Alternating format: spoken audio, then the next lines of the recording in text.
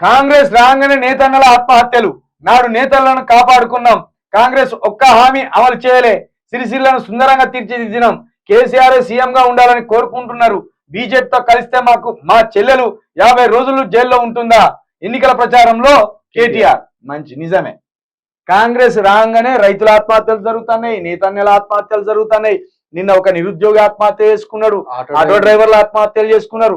ఆత్మహత్యల ప్రభుత్వం ఏదన్నా ఉన్నదంటే, ఉదాహరణకు మన కడుపు నిండా తిని మనకు తిన్నదరక్క మాకు చచ్చిపోబుద్ధి అవుతుందిరా అంటే కాంగ్రెస్ కోటేయాలి. ఇక కాంగ్రెస్ కోటేస్తే కథం. ఇక నువ్వు తెల్లారి నుండి నీ పనిలో నువ్వు ఉంటావు, ఆత్మహత్య చేసుకుంటావు. అదే కేటీఆర్ అంటాను. ఇక కాంగ్రెస్ ఒక్క హామీ చేయలే.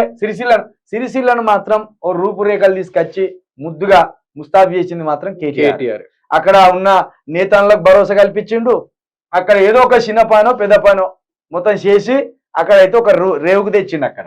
ఇక దీంతో పాటు కేసీఆర్ సీఎం గా ఉండాలంటున్నారు.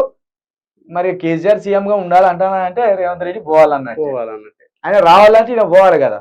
మరి అది జరిగే పని ఉన్నది. ఇక బీజేపీతో కలిస్తే మా చెల్లెలు 50 రోజులు జైల్లో ఉంటుందా? ఇది మాట్లాడవలసింది. ఇప్పుడు నాకు మన ఇద్దరం స్నేహం ఉన్నాక నేను కొడతానా? కొట్టు.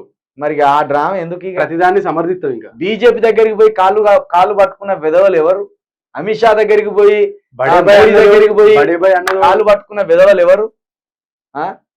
కాబట్టి ఇదంతా డ్రామా. బీజేపీ కాంగ్రెస్ ఆడుతున్న డ్రామా అనేది మనం చూడాలి.